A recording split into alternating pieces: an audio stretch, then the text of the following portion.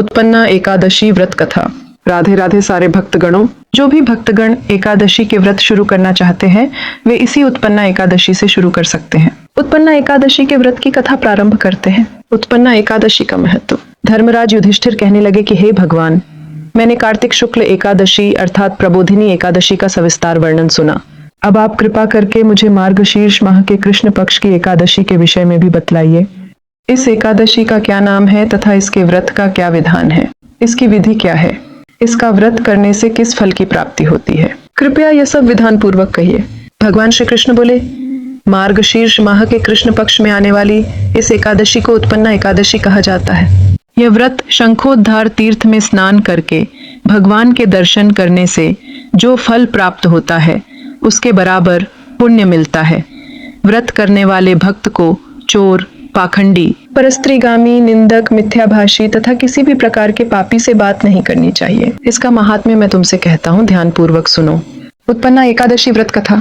युधिष्ठिर कहने लगे कि हे भगवान, आपने हजारों यज्ञ और लाख गौदान को भी एकादशी व्रत के बराबर नहीं बताया, सो यह तिथि सब तिथियों से उत्तम कैसे हुई बताइए। भगवान कहने लगे, हे युधिष्ठिर, सतयुग में मुर नाम का दैत्य उत्पन्न हुआ। वह बड़ा बलवान और भयानक था। उस प्रचंड दैत्य ने इंद्र, आदित्य, वसु, वायु, अग्नि आदि सभी देवताओं को पराजित करके भगा दिया।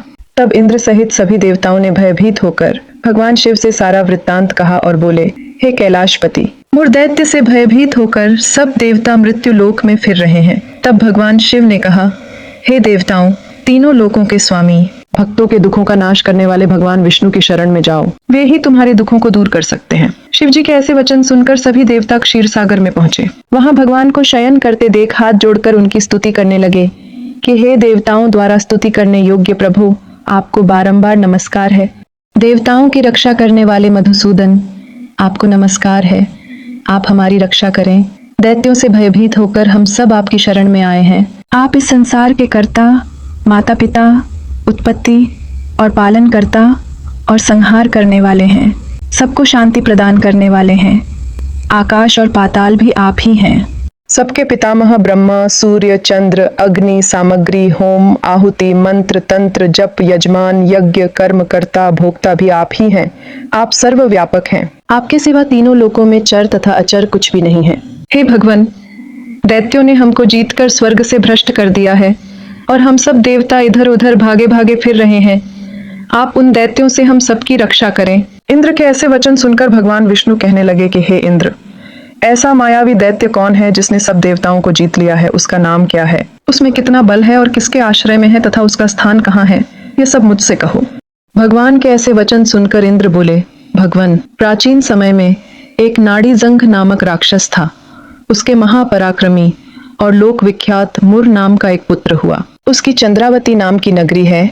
उसी ने सब देवताओं को स्वर्ग से निकालकर वहां अपना अधिकार जमा लिया है।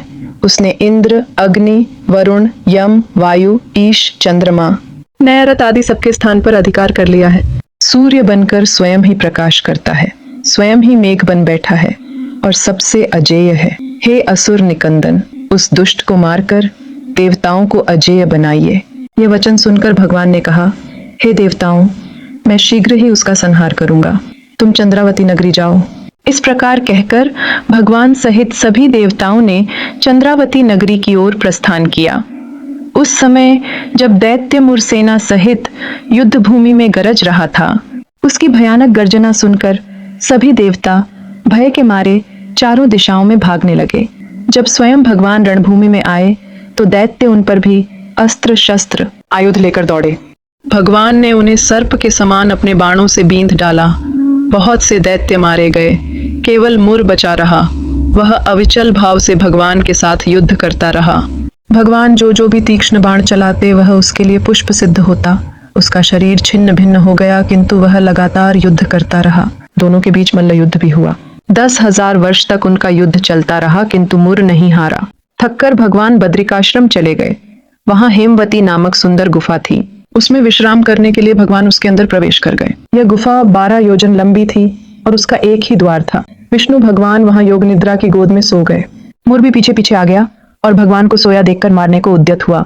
तभी भगवान के शरीर से उज्जवल कांतिमय रूप वाली देवी प्रकट हुई। देवी ने राक्षस मुर को ललकारा, युद्ध किया और उसे तत्काल मौत के घाट उतार दिया। श्री हरि जब योग निद्रा की गोद से उठे तो सब बातों को जानकर उस देवी से कहा कि आपका जन्म एकादशी के दिन हुआ है, अतः आप उत्पन्ना एकादशी के नाम से पूजित होंगी। आपके भक्त वही होंगे जो मेरे भक्त हैं। जय श्री हरि।